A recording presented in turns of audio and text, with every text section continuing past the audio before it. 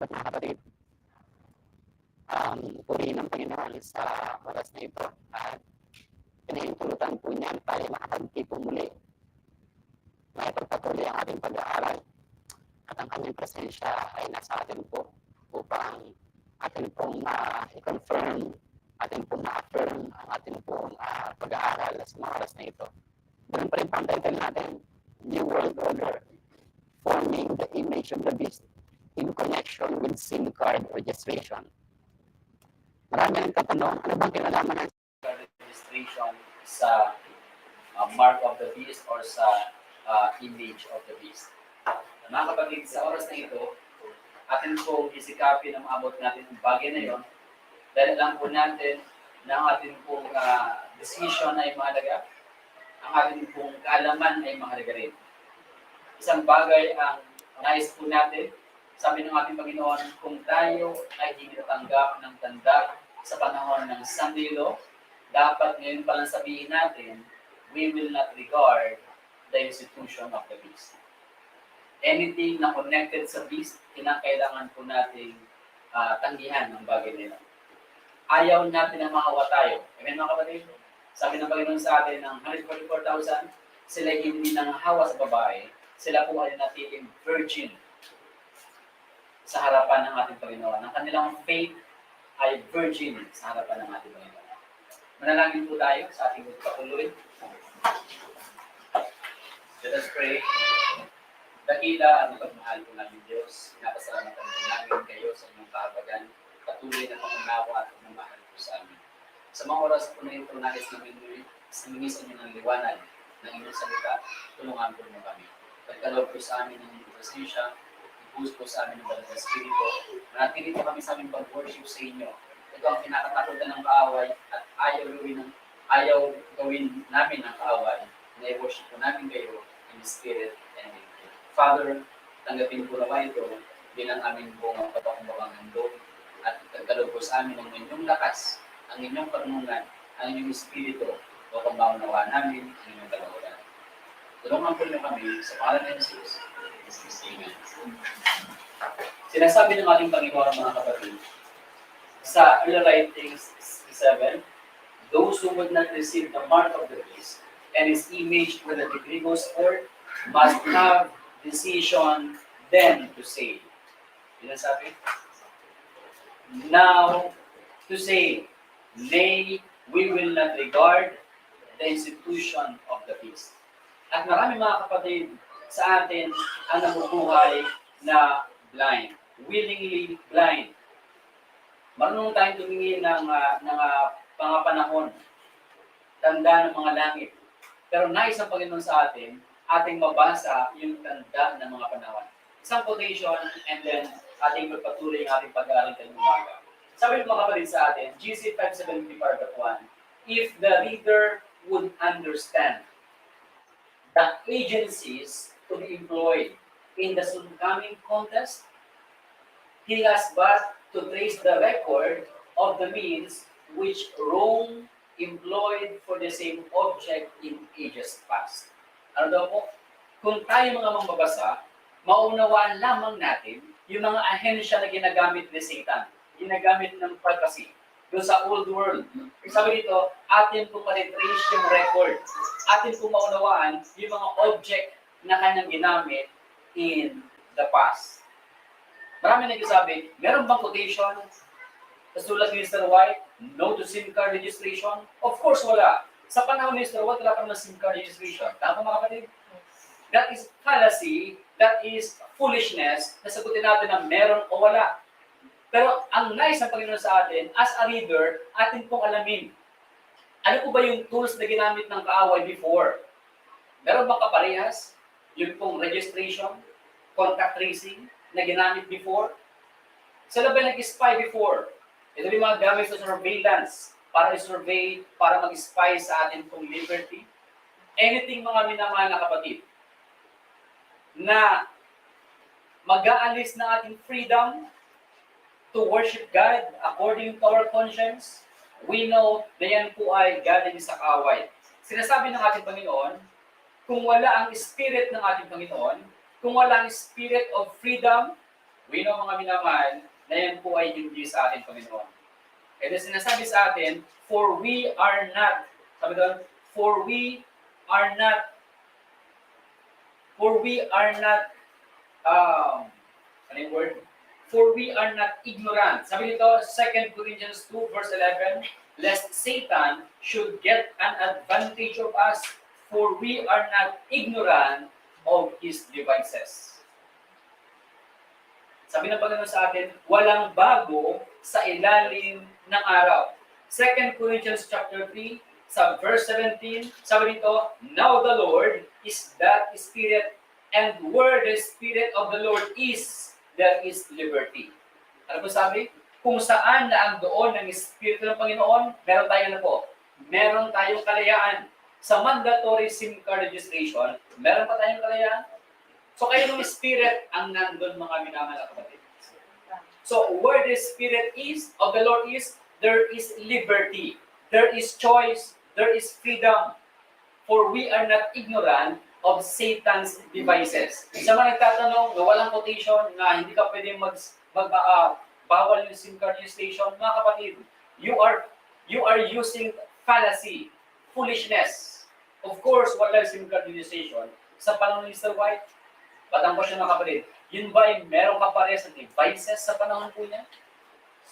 Meron po bang kaparehas na scenario sa panahon po niya na may mga nag-spy sa ating pong freedom at nililimitahan ng ating pong freedom and liberty? Mga minamahal na kapatid, sinasabi ng ating Panginoon, if He would know how Papists and Protestants united will deal with those who reject their dogmas, let him see the spirit which Rome manifested toward the Sabbath and its defenders. Sa quotation pa na ito, ang Papists at ang Protestants, ang Papists at ang Amerika ay mag-unite.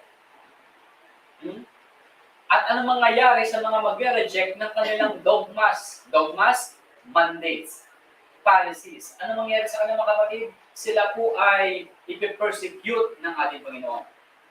At sinasabi tayo ng Panginoon na atin po sabihin no to Satan and yes to Jesus. Sabi ng ating Panginoon, that time is not far distant when the test will come to every soul. Yes, mga minamahal, ito po ay test lamang ng Panginoon sa atin. And those who have step by step yielded to worldly demands and conform to worldly customs will not find it a hard matter to yield to the powers that be. Atin na naunawaan kanina, yung old world at yung new world. Tama po ba? Ano nga yung old world? The Afro-Euro-Asia. Ito yung term dun sa civilization way back sa Dark Ages, Old World. At kailan naman nabuo yung word na New World? Nang kanilang ma-discover, aling continent mga kapatid? Ang continent ng Amerika. At ating naunawaan sa ating pag-aaral ng umaga na ang New World that time ay meron po silang God-given order. Ano po yun? Republicanism and Protestantism. Ano po ibig sabihin? Republicanism is state without a king. Protestantism, church without a pope. Then mga kapatid, ang order na yon ay sinadya ng Panginoon na maging takasan ng pilgrims way back sa Dark Ages. Ngunit mga kapatid, meron pong theory, conspiracies, fact, na kung saan magkakaroon ng New World Order. At ang order na ito ay hindi ayon sa Republicanism and Protestantism, kundi ayon saan? Ayon sa order ng Old World. Meaning mga kapatid, yung Dark Ages order, na ano nga po yun? Leopard-like beast, wisdom of the world, not the wisdom of God. The spirit of the world, not the spirit of God. Using what? Mandates. Their mandates and false worship. Lion, false worship. At si Satan ay nagbibigay ng kanyang power, seat, and great authority. At ano pong resulta mga kapatid? Persecution among God's people. Nanuwaan po mga minamahal? Yun po ang resulta, persecution among God's people. Ng mga kapatid, marami ang nakakapanood at sinasabi natin na ang New World Order ay nagsimula na. Ano po sabi nila? Are we ready?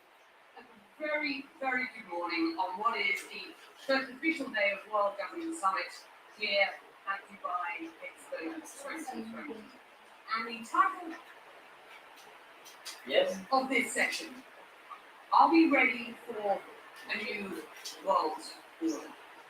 Well, the organisers Are we ready for a new world order? Mga kapatid, ito ay 2022. At nakita natin, sino yung mayroong guts na magsabi na kinakailangan tayong magpatupad o kinakailangan na sanlibutan magpatupad ng new world order after the pandemic. It is the Pope of Rome. At sinasabi ng Amerika, we are the one must lead the new world order. Why? Alam ba ng Amerika na sila yun? Yes, dahil sila yung new world. At ang question mga kapatid, ano ang kaaway ng new world order? Ito po yung sumulat ng book na New World. Siya po si Henry Kissinger. At sino para sa kanya ang kaaway ng new world order? Sabi niyo mga kapatid sa atin, religious unity had fractured with the survival and spread of Protestantism. Naku siya mga binamahal, ang mga Protestant po ba ay nag-yield sa will ng beast ng papacy? Hindi. So kung tayo ay mahilig mag-yield sa mga policies ng New World Order, tayo ba Protestant? Tayo mahilig mag-yield? No. So ang Protestant, galing sa word ano, protest. Meaning mga kapatid, we question everything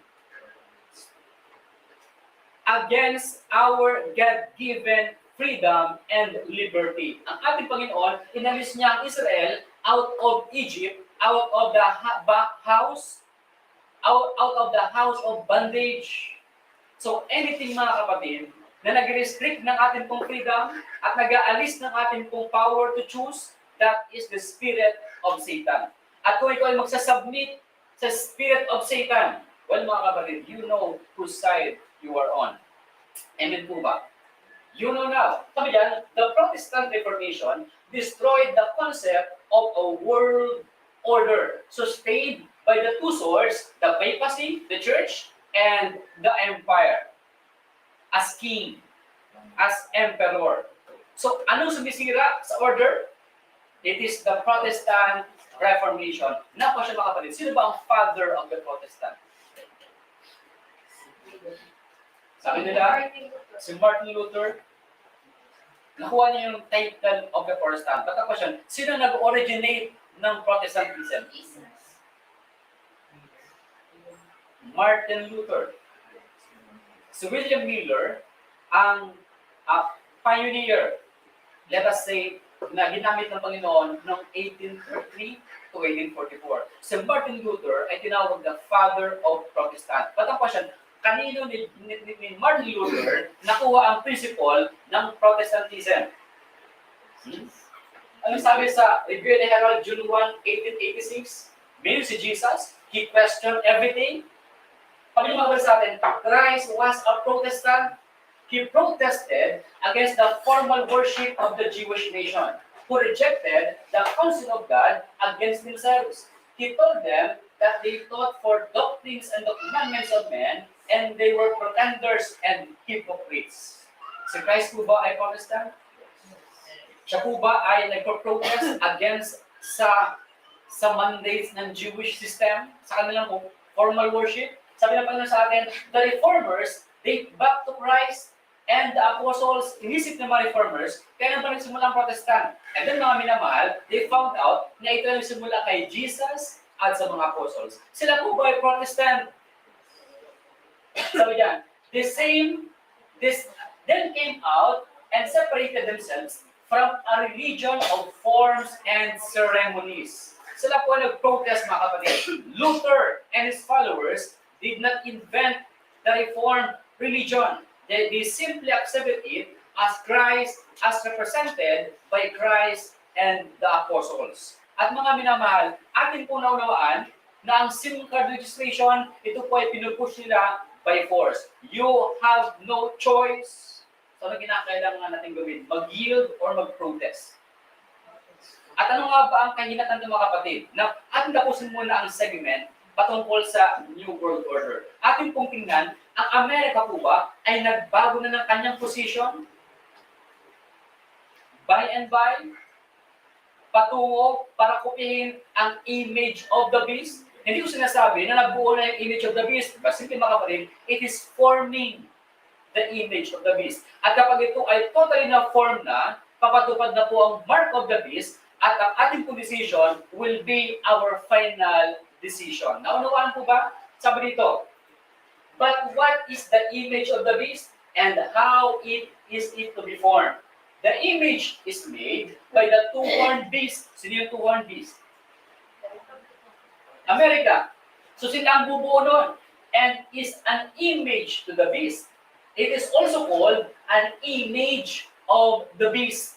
So, sino yung beast? Sino yung image? Ang image ng Amerika, kukopihin niya yung itsura ng first beast. Yan ang sabi ng ating Panginoon sa Revelation chapter 13. Now, question, magkaiba ba ang itsura nila? Before? Yes, two-horned beast and 10-horned beast. Na kapag siya ay kinopya ng Amerika, ano mangyayari sa kanyang sa sungay ng Amerika? Kinakailangan yun mabalik, maputol, mabunot, at mapalitan ng larawan ng papacy. Ibig sabihin ba ang Amerika, before, siya ay governed by constitution and led by protest? Ano mangyayari sa kanya? Tatanggapin niya ang worldly wisdom, foolishness with God.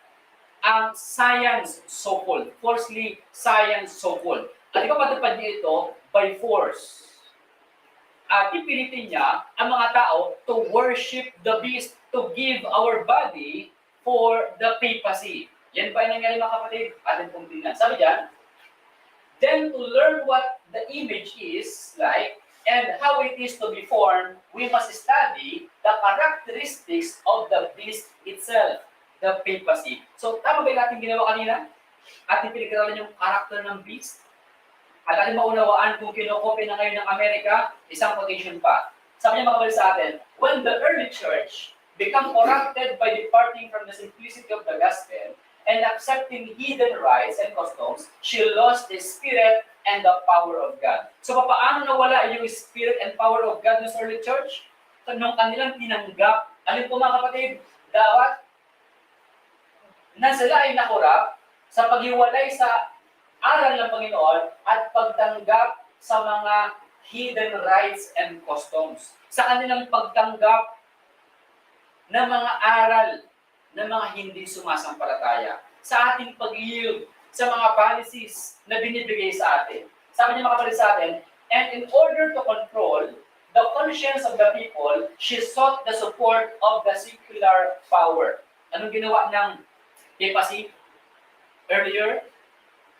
Pagkatapos niyang magpatupad, pagkatapos niyang iwanan ang gospel ng Panginoon at tanggapin ang aral ng mga pagano, hiningi niya ang tulong ng government, ng secular, ng state, para ipatupad yun by force. Yun pang ginagawa sa atin ngayon.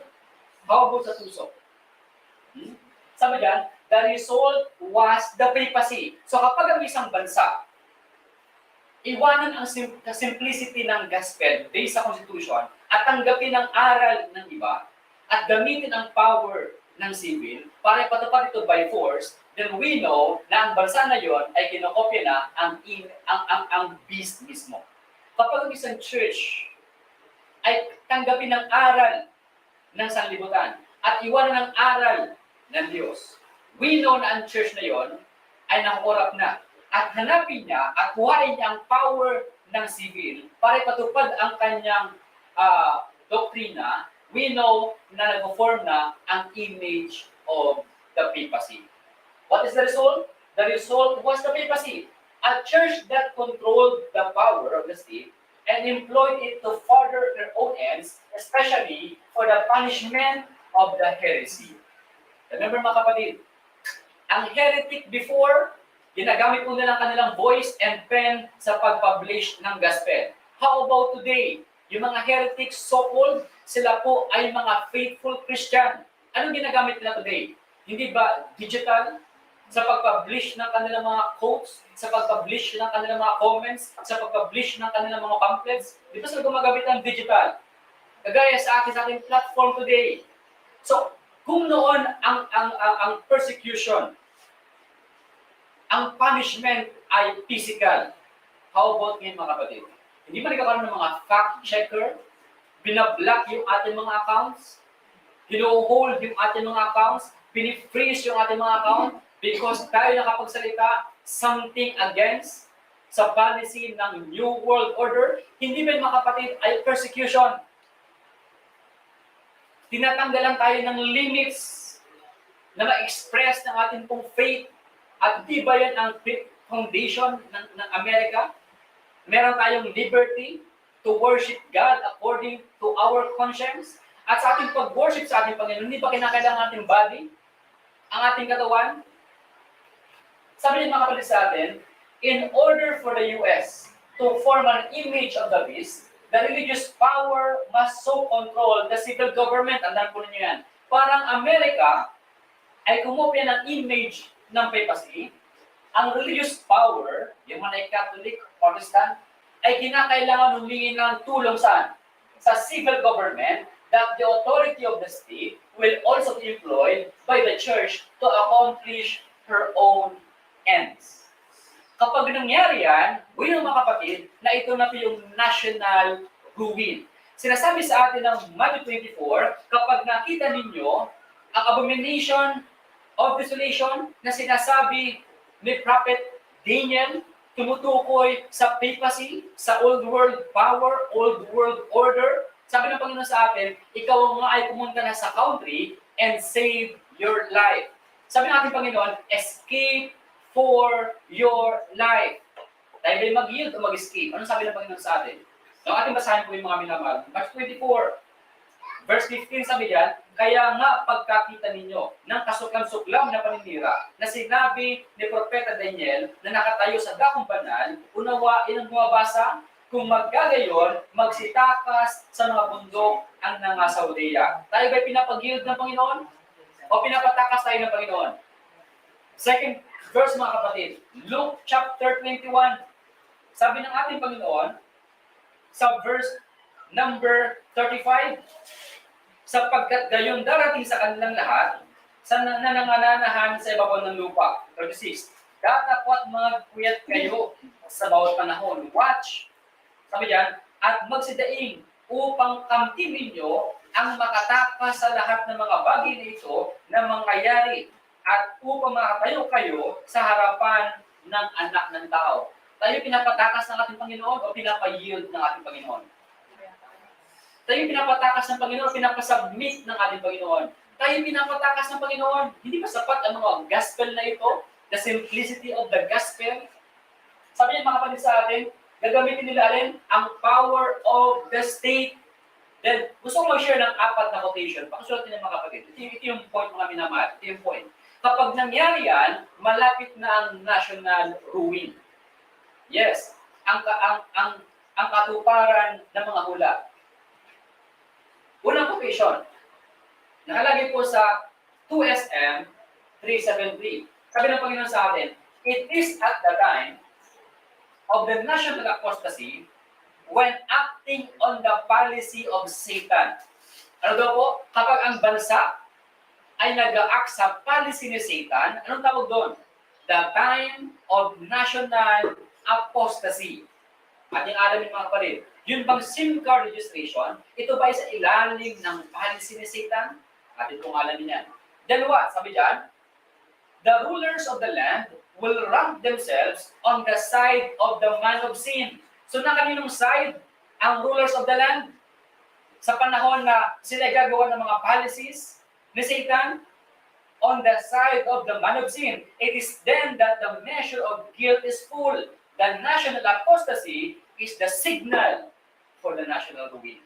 Kapag ang bansa natin mga kapatid ay nagsubmit na sa policy ni Satan, sa policy ng New World Order, sa pagkopya ng Amerika, ng order ng papacy, then that is a signal for the national ruin. Second quotation. Review and Herald, June 15, 1897. Sabi dyan, Roman Catholic principles will be taken under the care and protection of the state. So kayo nung prinsipyo ang iingatan ng state? Roman Catholic principle. So kapag ang Roman Catholic na prinsipyo ay idalagay na po sa state, anong gagawin ng state? Hihingi niyang power ng civil para patupad ang prinsipyo na ito by force sa mga tao, and then mga kapatid, sabi dyan, this national apostasy will speedily be followed by national ruin. Pares ba yung point mga kapatid? Third quotation. Sabi dyan, last quotation. Sabi niyo mga kapatid sa akin, when the state shall use its power to enforce the decrees and sustain the institution of the church, kapag ang power ng bansa ay ginamit para ipatupad ang institution ng church, ano sabi diyan? Then will Protestant America have formed an image of the papacy, and there will be a national apostasy which will end only in national ruin. At balikan yung pangatlong quotation. When Protestant churches shall unite with the secular power to sustain a false religion, kapag ang Protestant churches, Amerika, ay mag-unite sa civil power para sustain ang false religion, false principle, false policy. Sabi diyan, for opposing which their ancestors endured the fiercest persecution, para labanan po anong pinaghirapan ng kanilang mga magulang. Sabi diyan, then will the people Sabbath be enforced by the combined authority of church and state. There will be a national apostasy which will end only in national ruin. Yan po ba applicable lamang sa Sunday law? Sunday lang po ba ang institution ng beast? O may mga institution pa siya prior sa Sunday rest? Meron pa. So, anything mga kapatid na pinapatupad po ng state na sangayon sa policy ng Pope, we know mga kapatid na meron pong spirit behind that. At tayo, ang work natin as Protestant, we are to protest and separate ourselves. Pwede naman sabihin na tayo nagpo-protest at the same time tayo nagigil? No, we must protest mga minamahal kapatid. Now, para makita ko po sa inyo, ating pong tingnan yung mukha po ng Amerika. Nais ko pakita sa inyo ang dalawang pangulo ng Amerika na parehas Catholic. Yes, sila ang dalawang pangulo lamang sa Amerika na parehas Catholic. Yan po sila? Una ay si John F. Kennedy. Secondly, ay si Joe Biden. Ano sila mga kapatid? Okay. Tingnan natin yung prinsipyo na kanilang pinanghawakan. Sila lamang po sa history ng Amerika ang dalawang presidente na Catholic. The rest ay mga Protestant. Atin pong alamin yung kanilang prinsipyo. Nagbago na ba ang itsura ng beast? Sabi ni Ferdinand Marcos Sr., sabi niya, ang White House ay nagbabago depende sa nakaupo doon. At tingnan din mga kapatid, alam po ninyo, unang statement ni John F. Kennedy. Sabi niya, I am not the Catholic candidate for president. Ang sabi niya, hindi ako Catholic candidate. Sabi niya, I believe in an America where the separation of church and state is absolute. Yan ba yung principle ng America before? Sabi diyan, where no Catholic prelate would tell the president should he be Catholic how to act. Wala pong Katoliko, sabi dito, na pwede magsabi sa Pangulo na gawin mo to dahil Catholic ka. Sabi niyo mga minamahal, and no Protestant minister would tell his parishioners for whom to vote. Ito yung pwedeng kumbinsihin ng pastor, yung mga kanyang members na kung sino yung puputo nila. Sabi nito mga sa akin, I believe in America that is officially, neither Catholic, Protestant, nor Jewish, where no public official either request or accepts instruction. Alam po niyan, request or what? Accept instructions on public policy from the Pope. So ang policy ng Amerika before, nung sila po ay hindi pa corrupt, hindi sila pwedeng tumanggap o humingi man ng public policy sa Pope. Sabi yan, the National Council Churches or any other ecclesiastical source where no religious body seeks to impose its will. Wala akong religious body na humihingi na naparipatupad yung kanilang agenda directly or indirectly upon the general populace or the public acts of its officials. Paano kung mangyari mga kapatid? And where religious liberty is so admissible, indivisible, that an act against one church is treated as an act against all.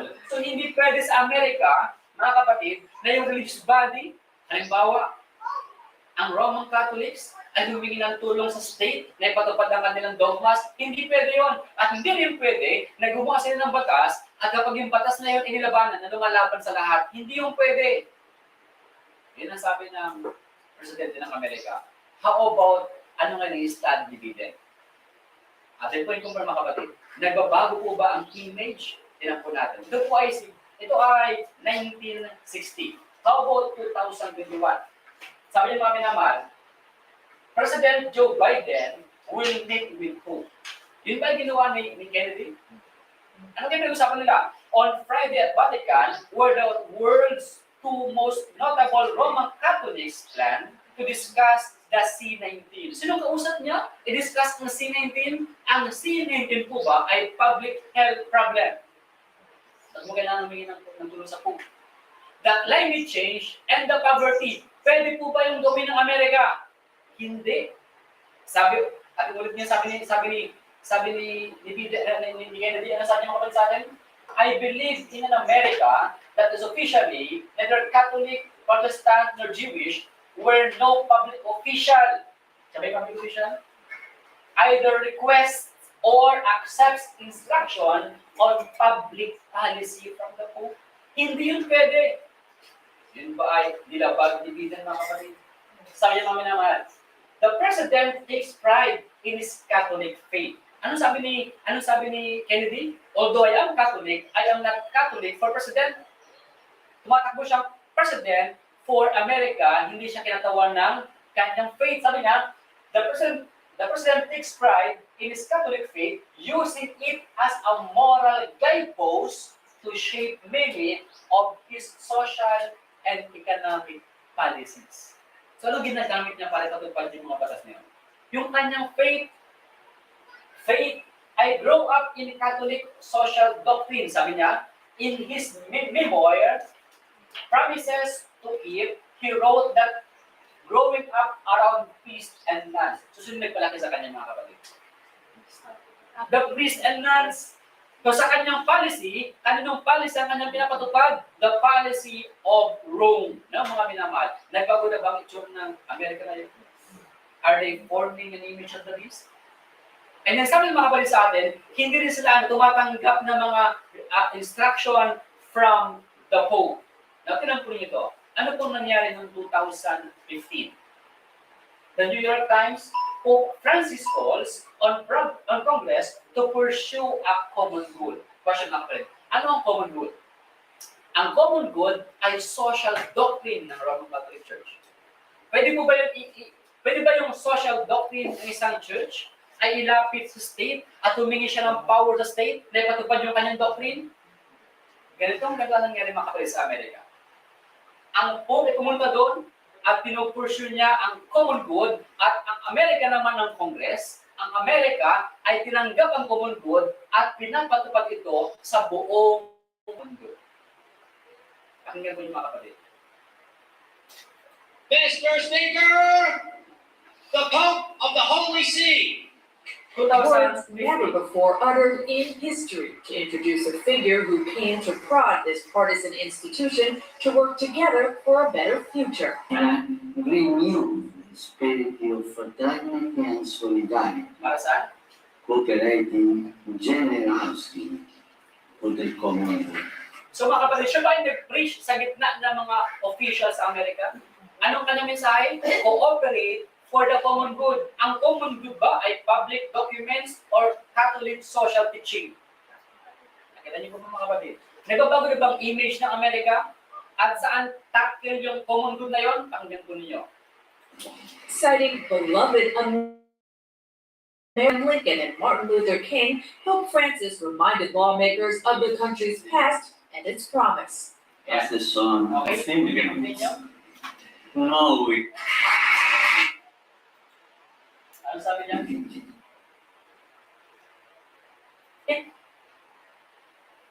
Commanders were ecstatic. It's the issue of poverty, the issue of environmental degradation. Poverty. Mr. Speaker, Okay, ulit. Okay, again. Okay, mga kapatid. So, binanggit na yung mga issues na kanilang tinakil. Close. The need to do everything we can to create the issue of environmental degradation, immigration, the death penalty, the need to do everything we can to create. Okay. So, yun yung mga issue na pinag-usapan with the Pope of Rome. At anong sabi ng Pope, mga kapatid, na siya nakapunta ng Amerika? 2019, the common good has become global. Dala-dala ba niyo yung doctrine ng common good sa Amerika? Ang Amerika ba tinanggap yung doctrine na yun? Ginagawa ng Amerika ang kanilang power para ipatupad yung doctrine na yun? Nagkaisa ba ang Amerika para ipatupad ang doctrine na yun, mga kapatid? Yes! Anong doctrine yun? Brother Joseph, ito po yun. Tinanggap niyo. Vaccination is a simple but profound way of promoting the common good. Hindi ba ginamit ng mga state ang kanilang power to promote the common good? Wala. Sa aspect, Brad, okay na? So guys, okay? Hindi ko na lang ang kung wala nakabit ko sa ano. Okay, mga kapatid, ang vaccination po ba, sabi ni Pope Francis, ay one of the way para patupad ang common good? Ha? Yes. How about mga kapatid sa climate? Ito ba ay laman ng kanyang mga agenda? How about ang climate? Ang sabi niya, Pope Francis protect the climate as a common good. So gamit ang kanyang social doctrine na common good, pinapatupad niya, pinapasok niya sa mga bansa, at ang mga bansa naman ay pinapatupad ang kanyang doctrine. Yan po ba yung pag-open ng image of the beast? Natin nabasa? Kapag ang isang church ay lumapit sa civil at ipatupad yung kanyang dogmas, then we know na ang bansa na yon, na ang church na yon ay under ng policy ni Satan. And then we know that national apostasy leads to national ruin. How about mga kapatid, ang natawag na digital identities? Sabi niyo mga minamahal, sabi ng diplomat, digital identities is what? To promote common good. Now mga kapatid, pumapasok tayo ngayon sa SIM card registration. Yung bang digital identities ay para i-promote din ang common good? So kung tayo ay pro sa digital identities, anong ating pinopromote?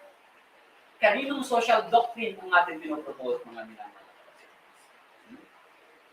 Ano ang under na kinakailangan nating sacrifice under ng common good? Sabi ng Pope, mga minamahal, it moves from what is best for me to what is best for everyone. Isuko mo ang iyong rights for everyone. Anong kanilang panday na sinasabi sa atin? Ang SIM card registration is for the scammers. Scammers for the hackers. Para sa kanila yon. Well, yun ba talaga totoong nasa likod ng reason, mga kapatid, ng SIM card registration para ba talaga sa mga scammers? Para saan ba talaga? Ating alamin. Then mga kapatid, ang common good, anong pinopromote ng doctrine na common good? Sabi diyan, it is Sunday, recognizing Sundays and church holidays as recognized as legal holidays. So mga minamahal na kapatid, ang common good na andito ang National Sunday Law. Under ng common good, sa maraming sangay, surveillance, climate change, vaccinations, digital identities, and national Sunday law, sila kung lahat ay under ng term na common good. Naunawaan po ba ng mga kapatid? Now, ang SIM card registration, saan po yung papasok doon? Hindi ba sa digital identities? Hindi po ba? Promoting the what? The common good? Okay, mga minamahal. How about sa climate? Anong na-promote niya? Sunday for the common good. At anong sabi ni Pope kay Cardinal Peter Turkson? Prepare the future, not prepare for the future. Mga kapatid, ang beast sa ating harapan ay parang isang octopus. Meron po siyang 8 tentacles. At ang ating pong pamamera, digital money, that is CBDC. How about the medicine of the beast? Or the mandates of the beast? At papasok yung SIM card registration, saan mga kapatid? Sa monitoring of the beast. Monitoring of the beast. Huwag ng mga minamahal na sinasabi ng WEF, kasama sa kanilang galamay, that they build the Also be future. clear, the future is not just happening. The future is built by us, by a powerful community as you here in this room. At sino ang kasama We ng have WEF, this. mga kapatid? Also, Sabi dyan, WEF magazine, Vatican officials at Davos says the church is implementing the World Economic Forum agenda. So yung bang 15-minute cities, yun po bang cyber attack, yun po bang mga agenda ng WEF ay papadupad ng Roman Catholic Church? Then we know, mga minamahal, ginagamit ng Roman Catholic Church ang media of the beast system para patupad ang kanila pong social doctrines. Atin ba nakikita, mga kapatid, sa ating pong spiritual weather forecaster na malapit na ang storm? Na ang New World Order of the Beast System ay malapit nang ipatupad? At tayo, mga minamahal, ay niya-ask, nais nyo ba mag-enroll kasama ng Beast? Nais nyo ba mag-register kasama ng Beast System? Sabi ng mga kapatid sa atin, are we ready for a new world order? And then, mga minamahal, sabi sa atin dito, Nickel Asia, sabi dyan, Trilateral Commission calls 2023 as year one of the new world order. So ngayon, 2023, ito po ba ay year one para sa kanila? Ibig sabihin po, mga kapatid, unti-unti na na-develop yung beast. Siya ay pinapanganak na. Matututo siyang gumapang. And then later on, matututo siya pang magsalita. Sabi ng Panginoon sa atin, and the lamb-like beast is speaking like a dragon. At kapag siya nasalita na yung baby, magkakaroon siya ng teeth. At kapag nagkaroon siya ng teeth, anong gagawin niya, mga kapatid? Anong sabi sa atin ng Washington Post? Ito po ay 1992. Sabi niya, beware the Trilateral Commission. Anong sabi ng Trilateral Commission? Today, this year is what? 1 year of the New World Order. Anong sabi nila, mga kapatid, sa atin? Beware! Bakit mga minamahal? Sabi ng Washington Post, this Trilateral Commission is what? Anti-American, tama ba? Anti-democratic, and what? Anti-Christian. Mga kapatid, yung digital identity, SIM card registration is anti-Christian? Yes. Well, kung anti-Christian yan, bakit mo kinakailangan mag-enroll? No, mga kapatid. To abolish the sovereignty of nation and establish one world government. Anong date pa ito? April 25, 1992. Then ating alamin, mga minamahal, meron bang connection ang Trilateral Commission at ang Pope of Rome? Mga kapatid, ito po isang sulat. 1983. Sinusulat si Pope John Paul II. Anong laman ng kanyang sulat? Sabi diyan, dear friends, this great accumulation of knowledge, sabi niya sa Trilateral Commission, in the political, anong hawak nila? Politics, economics, financial, and sociological spheres provides you with a means of considerable power. Kinikilala ba, mga kapatid, ng Pope Rome, ng papacy ng beast, ang Trilateral Commission? Yes. At anong kanilang goal? Sabi ng mga minamahal, as you see in the spheres with which you concern yourselves. Saan yun? Politics, economics, financial, sociological, sabi ng mga minamahal, with your competence, it is impossible to separate technology and ethics. It is impossible without the aid of ethics, political activities that not secure the common good. So para saan ang New World Order? For the common good. It is Trilateral Commission, mga minamahal. Mga kapatid, naman po ba? At pag pinatupad ang New World Order, mga minamahal, saan sila especially naka-focus? Walang ibang mga kapatid, kundi sa economics and religion. Tignan po nyo ito. Ito yung statement doon sa Davos. Okay? Kasi mga kapatid, taknan po natin. Play. Hopefully, we're about to abandon important the financial structure is to absolutely everything else. And what we're seeing in the world today, I think, is we're on the brink of a dramatic change where we are about to, and I'll say this boldly, we're about to abandon the traditional system of money and accounting and introduce. Your Excellency, are you ready for a new world order? Sabi nag-uusapan nila, New World Order. At ano po ang laman ng New World Order? Sabi niya mga kapatid sa atin, iiwanan natin ang paggamit ng cash. At pag-i-implement nila ng paggamit ng digital money.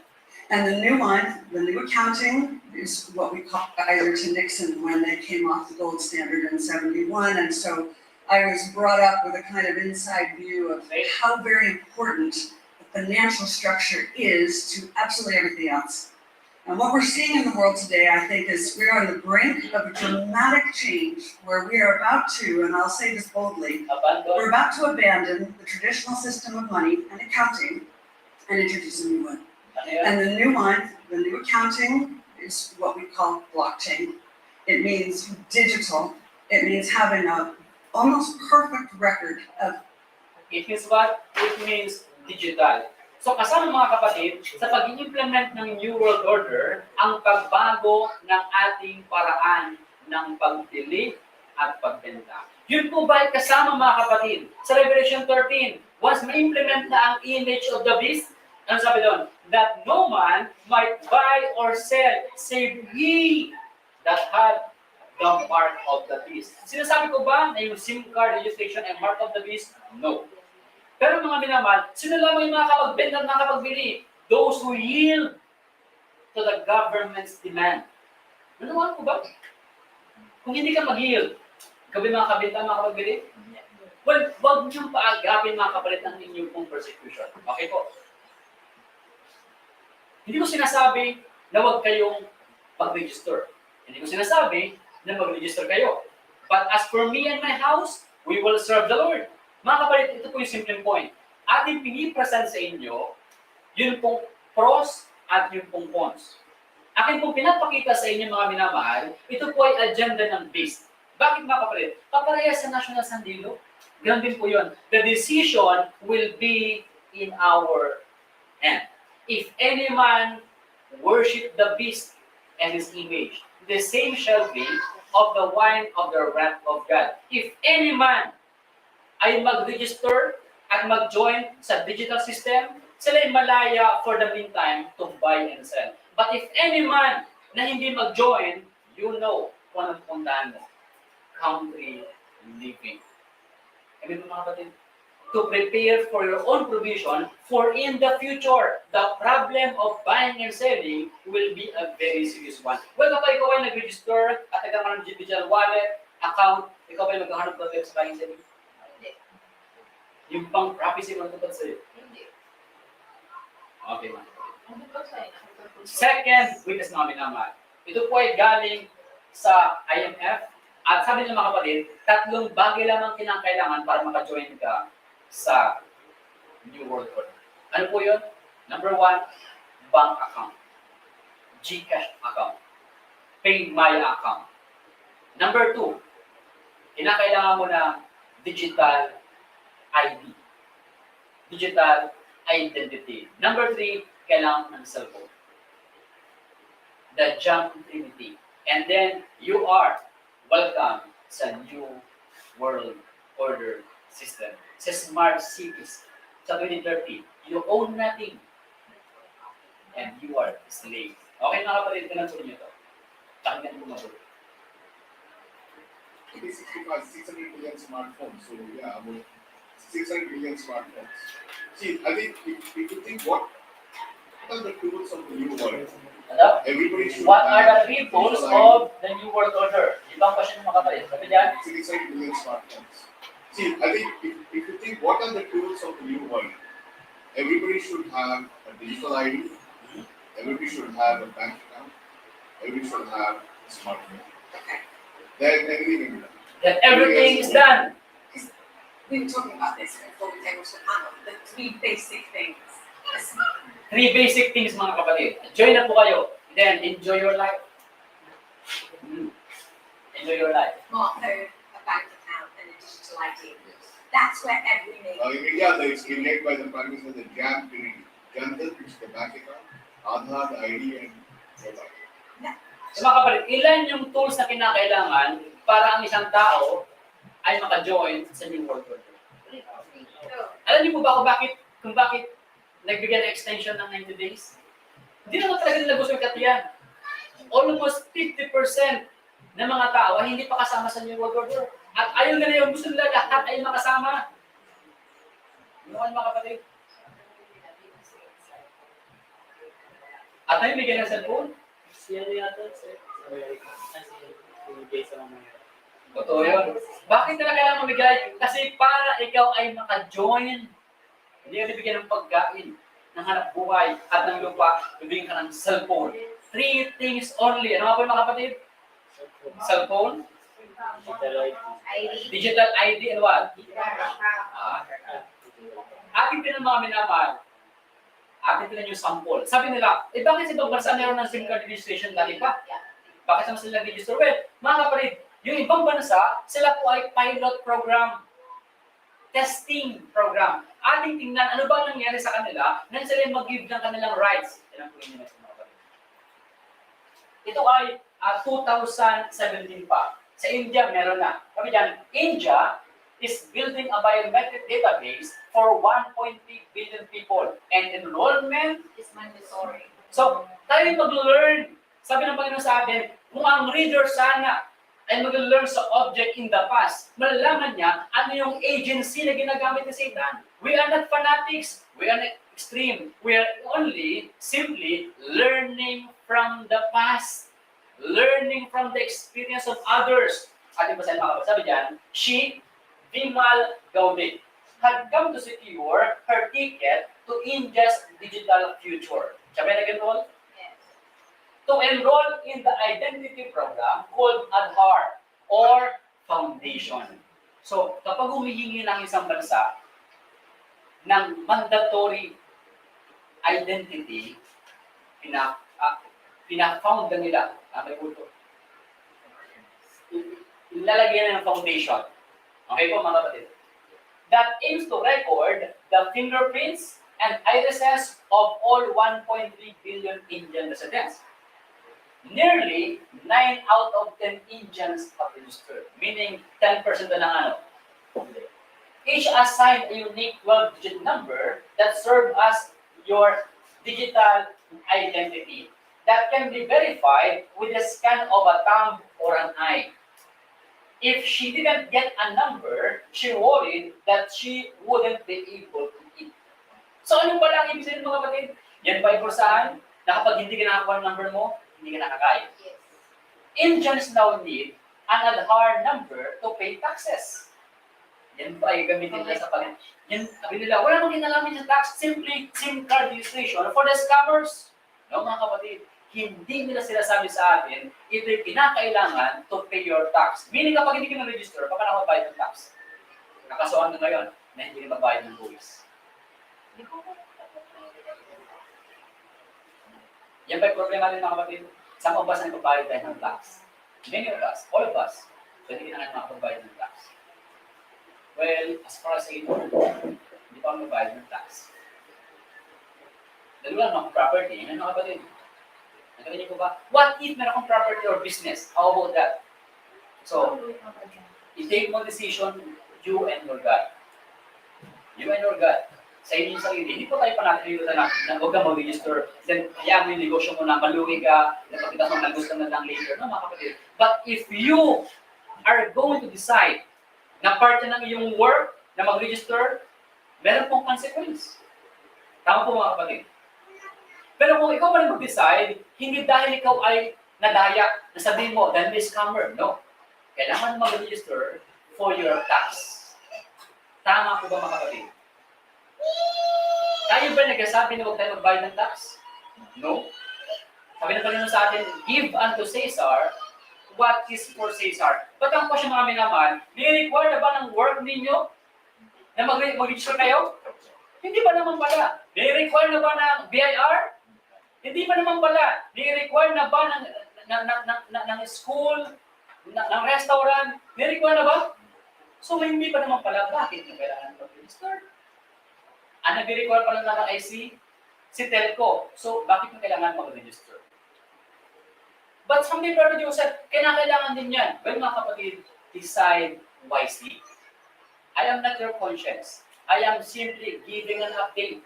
Forecaster, weather forecaster, ito ay merong madaling na agenda. At kung ayaw mo maalipin ng sistema, and then go to the county. Sasabi ko ba na mag-resign na kayo? No. Ganda yung ari-arian nyo? No. That is between you and your God. Okay mga kapatid? Naman ko pa so far. Sabi nito, Indians now need an Aadhaar to other number to pay taxes, collect pensions, and obtain certain welfare benefits. Supporters says the program, which that was cost about $1 billion to implement, will save multiples of that by curbing tax evasion and ensuring that welfare subsidies aren't stolen by middlemen. Well, maganda naman yung purpose program. This month, lawyers opposing Aadhaar, bakit? Argued before the Supreme Court that the government could not force Indian to share their biometric data. Ano sabi ng lawyer? Hindi niya pwedeng forcein yung Indian na i-share yung aming biometric data. Ano sabi niyo mga minamahal?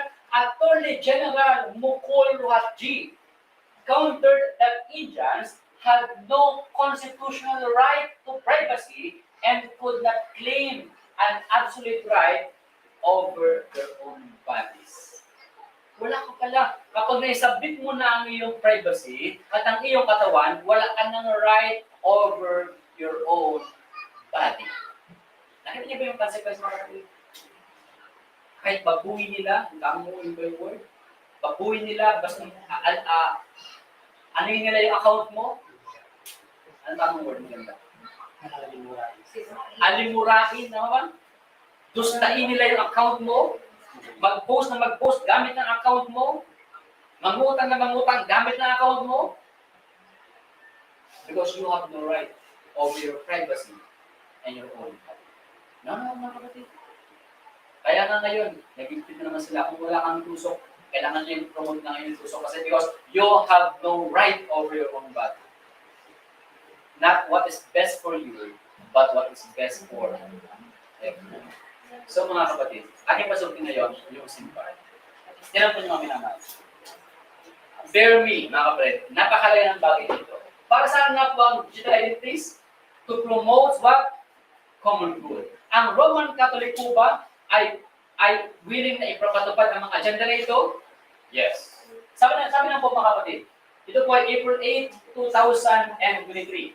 Pope Francis calls for global COVID-19 recovery plan in message to World Bank and IMF. Siya po ay sumulat saan? Siya po ay nagbigay ng mensahe saan? So World Bank and what?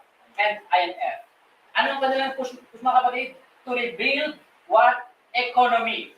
So anong kanilang agenda mga minamahal? Sabi dyan, urgent need for a global plan that can create new or regenerate existing institutions, particularly those of government governance, rebuilding world economy. At ano po ang sagot ng IMF at World Bank? Pwede mga kapatid. Stakeholders examine benefits of digital public infrastructure at IMF meeting. Anong kanila pong i-request mga kapatid? Sabi dyan, speakers at seminar during the recent space meetings at Bretton Woods, IMF and World Bank, ano kanilang usapan? Shared thoughts on how nations can advance their economic and digital transformation ambitions by building inclusive what? Digital public infrastructure, DPI. They stress the importance of what? Digital ID systems. Ang ganda yung mga minamahal. Ito po may kinalaman sa atin pong buying and selling freedom. Then, anong kanilang pinupush? Or nga po, identity in a digital world. This digital identity determines what product, services, and information we can access, or conversely, what is closed off to us. So yung kinakailangan ng lahat ng tao ay magkaroon ng digital identity or national ID in digital form. Okay. Sa pamagitan ng malalaman mo, anong mga bagay na pwede kong mapakinabangan at hindi mapakinabangan. Sila po ay nag-isa ng 10 bagay. Number 1, kung ikaw ay merong SIM card registration with digital ID, ay ikaw ay makapakinabang saan? Financial services. Makapag-open ng bank accounts. Number 2, food and sustainability. Pwede kang bigyan ng mga subsidy sa pagkain. Travel and mobility. Pwede ka makapag-travel. Humanitarian response. What? E-commerce. Makapag-shop ka, online shopping. Social platforms. Makagamit ka ng Facebook, Instagram, Messenger, YouTube. E-government. Ikaw ay to citizens to access and use services, file taxes, vote, and collect benefits. Pag may bagyo, makakapila ka, makakuha ka ng benefit. Telecommunication, makaka-afford ka na magkaroon ng communication. Smart cities, makatira ka sa mga smart cities. And lastly, ikaw ay mag-a-avail ng healthcare. Lahat ng yan ay mapakinabangan mo using your SIM card and digital identity. Maganda ba yung offer mga kapatid mo? What if wala ka naman? Simple mga minamahal. Kung wala kang digital ID at hindi ka nakaregister sa New World Order, simple mga kapatid, ikaw ay magbubuhay ng payapa sa account. Matutulog ka na walang internet, wala pong microwave, wala pong radiation. Ikaw ay makatira na walang sakit o wala kang subsidy ng pagkain pero kumakain ka ng fresh, non-GMO. Yes, wala ka sa smart city, pero makatulog ka ng maaga gamit mo ang mga liwanag ng mga bituin sa langit. Yes, wala kang subsidy, pero meron kang blessing ng galing sa langit. Pagtubo ng mga halaman, hindi ka makapaligo sa mga swimming pool, pero meron kang ilog na kapaliguan. Mga kapatid, natin ko ba? Many mga minamahal, you must go to the country because you are not welcome in the city. Ang tawag ng mga kapatid, Carson, is a digital concentration. At ang tatlo na yon, COVID ID, CBDC, ano ba yung isa? Sabi niya, it is the last shutting of the gate. More and more, not only invasive surveillance, but more and more controls. You refer to Canada, perfect example. And the reality, as the financial system gets more controlling and more invasive, it's a little bit like bringing up a corral. Like bringing up a corral.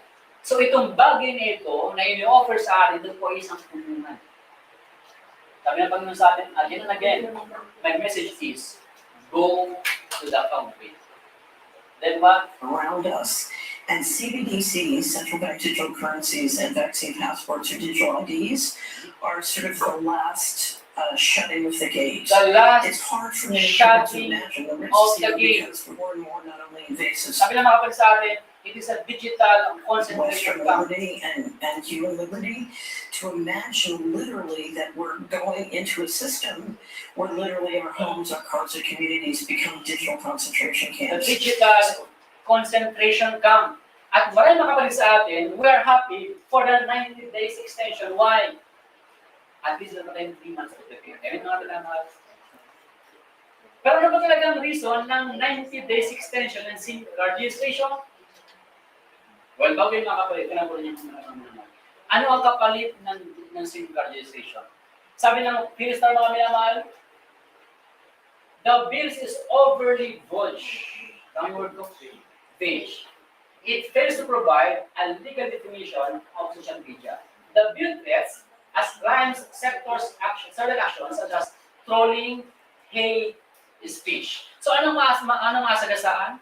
Brother Joseph, wala kang malalabag na law sa aking pag-register, simple registration. Wala mga kapatid, kung hindi ka nakakaroon ng word ng Panginoon sa social media, then wala kang masagasaan. What if ikaw ay hindi nagpipigil sa iyong sarili ng straight testimony, nag-preach ng previous messages? Yun bang gospel ng Panginoon? Someday, ay tawagin fake news? Yun bang message ng Panginoon laban sa LGBT ay tawagin hate speech? Well, kung ang reason why ayaw natin at tayo protest dahil yung ating pong liberty to preach the gospel. Yun ba nga mga kapatid ay commission ng Panginoon sa atin? To preach the gospel? At anong kailangan gawin ng kaaway? Hadlangan ang social media platform. Ito ang modern way para i-preach ang gospel ng ating Panginoon. Hadlangan ito at tayo ay tiktikan sa mga good word na ating pinipreach ng ating Panginoon. At tayo po ay suplong saan? Sa government. The common good, Roman Catholic social doctrine, ginamit niya ang power ng secular government, ng civil authorities, para ipatupad ang kanyang common good at i-persecute naman yung mga dissenters. Yung ba nangyayari? Yung ba nangyayari mga kapatid? Sabi diyan, and spread of digital disinformation or fake news. Someday, yung ating pinapag-aralan about sa New World Order, anong sabi nila? That is conspiracy, that is fake news, but that is Bible truth, mga minamahal. Naunawaan ko pa so far, mga kapatid. And then, mga minamahal, kanino mo bang policy na napigilan, tinatawag na hate speech? Well, kung mura, talagang pwede yun, ha? Pero ano bang kanilang level na hate speech, mga kapatid? Yung bagay na mag-prove at mag-open, anong tawag doon? Mag-publicize, ano yung tama? Ano ba? May tamang word eh. Mag-open ng sin ng papasin. Ano sabi niya mga minamahal? Pope Francis, freedom of expression has limits. Sabi yan, cautioning against provocation, she said, cautioning. Yes. Cautioning against provocation, he said, the right to liberty of expression came with the obligation to speak for the common good. So ang kinakailangan mo lamang sabihin is what? Pro saan? So kapag ikaw ay nagsalita against sa common good nila, that's what? Hate speech. No, mga kapatid? Ito ba nangyayari na sa Amerika at sa mga bansa ngayon? Yung social Catholic doctrine ay iniingatan ng protection ng state at ginagamit yung power ng state para i-persecute yung mga lumalaban sa common good. Then anong sabi ng the diplomat? In the wrong hands, it could serve as a potent tool for mass surveillance and authoritarianism. Sa maling kamay, sa maling government, sa papacy, gagamitin yan for what? Mass surveillance. Such as what? Katulad ng draconian measures and anti-terror law. At ano ang aalisin sa atin ito mga kapatid? Sabi dyan? In an online petition, concerned citizens and groups are worried that both the SIM card registration act and the Anti-Terrorism Act will be used to further erode the country's shrinking civil space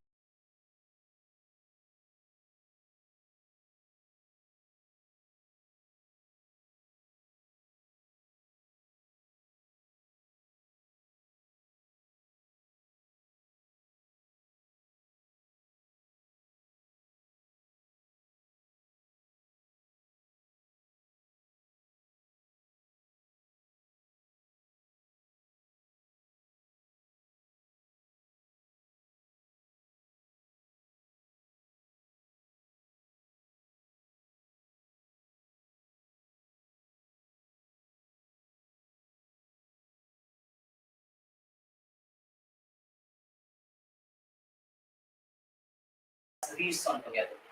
Meron ba siyang plano para sa atin? Yes. So ano nga bang dahilan mga kapatid ng 90 days extension for synchronization? Ano nga bang dahilan ng 90 days extension mga kapatid? Alam niyo kung ano? Ito yun. Ang dahilan mga minamahal, hindi dahil marami pa, kundi mga kapatid, sinasabi nila that government issued ID requirement a problem in SIM card registration. Ano ang problema nila? Number one, walang government ID. So anong kinakailangan gawin? Yung ating government ID ay gawin na po, digital identity, national ID in a digital form. Simple mga kapatid, sinasabi nila, may problema tayo. Ang national ID ay naka-print. Kinakailangan maging digital. Di ba sila gumawa ng nakakawang problema? Yes, sabi yan. The issue is around the IDs of having government IDs. The other issue is, let's face it, all are prepaid. Most SIM holders are prepaid. They are also not digital savvy. So hindi sila digital. So ano kinakailangan gawin? President, gawin mo digital lahat ng ID. Madali ng pag-register. Ano mga kapatid? Yan ang pinakadahilan niyan. Gawin lahat na na digital.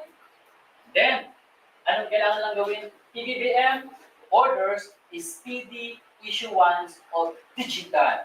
Nakita mga kapatid. Second reason namin naman, PSA to issue 50 million. Hindi lamang po printed, kasi yung printed is 30 million, 20 million digital. Kailangan gawin lahat na digital.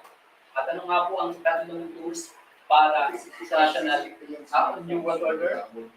600 million. See, Ah. See, I think if you think what are the tools of the new world, everybody should have a digital ID, Digital ID? everybody should have a bank account, And what? everybody should have Okay, mga kapatid. 600 million So, smart yan po bang tatlong yan ang pinupush ngayon ng government for the preparation of what? Of the digital economy, the new world order. Atin ba na-confirm mga kapatid? Again, isa pang mitas mga minamahal. Nung malapit na matapos yung provision, lumabas po ng reason, hindi sa mga scammers, dahil sila talaga mga tong scammers, kundi saan? Sabi dyan? The Philippine Trade Department backs calls to extend SIM registration, citing its importance in digital transactions. Saan mga kapatid? Bakit extend? For the digital transaction. Pakinggan po niyo mga kapatid. Under the SIM registration law, mobile subscribers have until April 26 to register their SIMs, or else they will be deactivated. So para saan nga ba talaga? Digital payments are what we need to happen to Digital payments promote. is what we need to happen. Yan ang reason na extension. Hindi para ikaw hindi ka na makapag-register, kundi kinakailangan lahat ay on the board. Lahat ay on the board. Dahil nirelease na po nila mga kapatid, ang tinatawag na universal coin. Ano ba yun? Sapagkat nirelease na po nila, at nirelease na po nila ang international CBDC, the universal coin. Naalala kong sabi ng Panginoon, kaninong mukha ang nasa perang ito? So meron ba silang universal coin? Yes. Yes, mga kapatid. Alam niyo ba mga minamahal, na kanilang inalabas na ang natawag na universal coin, the CBDC. Ano yung mga kapatid? Universal coin, universal monetary unit, or what? The unicoin. Universal means what? Catholic. Universal Catholic. Universal Catholic. The Catholic money. Ano mga kapatid? Catholic money, ito na po ang pagbangon ng New World Order at ang paggamit ng papacy money. The unicoin. Ating pag-aralan niya sa atin kung praying na tayo ay makapasimula sa atin kung midday worship. Mga minamahal kapatid, ito po, lahat ng bagay nito ay pag-set ng stage for a new world order sa pagbalik ng government sa dark ages at pag-close ng human probation. So far, ginamit ko po yung oras para i-establish ang bagay nito mga kapatid sa atin. Sa mga ilang sabat, nag-focus tayo sa reformation, sa godliness, pero ngayon pong sabat ito aking pinilaan para ating mahabol ang mga current events at ma-feed po tayo at magkaroon po tayo ng tamang kalaman sa ating pong decision. Sabi ng Panginoon sa atin, sa mga hindi susunod, ano sabi ng Panginoon? In the last great conflict, in the controversy with Satan, those who are loyal to God will see every earthly support will be cut off. Yes, will be cut off. Because they refuse to break His law. In obedience to earthly powers, they will be forbidden to bind or sell. Well, but yun, sa Sunday lang bagay na yan. Well, meron ba nakita sa Sunday sa paggamit ng digital economy? It is what? Your SIM card and your digital identity and what? Cellphone, digital ID, bank account, then you can buy or sell. Without it, you are not welcome sa system ng New World Order. Okay. Let's see ano sabi ng Pangulo. We will join with the church to promote for the common good. So ang ating bansa ay nagpapatupad ng social doctrine ng Roman Catholic Church. Ginagamit ang armed forces, ang civil powers to implement the Roman Catholic social doctrine. Yes, wala pang sandilo, pero nakahanda ng bansa natin. Once ang Amerika ay magbigay ng sandilo, then all nations will follow America's example. Because what mga kapatid? Kasi an image is now forming. At ang SIM card registration ay part ng New World Order. Ako ba'y mag-join or ako hindi? Well, mga minamahal, ang kasagutan ay nasa ating mga kamay. We know now we are where we are on both sides. Ang great controversy on either sides. Ang great controversy ay malapit ng magtapos. And you need to choose which side you are on. Manalangin ka tayo. Let's pray. Dakila at mapagmahal po namin Diyos. Maraming salamat po sa mga bagay na pinahayag po niyo sa amin. Bigyan po niyo kami ng karunungan na galing sa inyo. Lakas na galing sa inyo. Spirit na galing sa inyo. Faith na galing sa inyo. To decide for our salvation. Father, nawa po na bless ang bawat isa. Kami po ay nag-learn today. Kami po ay magamit ninyo sa katatapos ng gawain. Tulungan po ninyo kami habang may kakayanan pa kami for 3 months to do everything para i-advance po ang inyong gospel work. Because we know mga binamahal, once na-implement na po ito, no man might buy or sell, save him that had the mark of the beast. We know na hindi pa ito ang mark of the beast, pero ang stage and accept na for no buying and selling without this digital ID.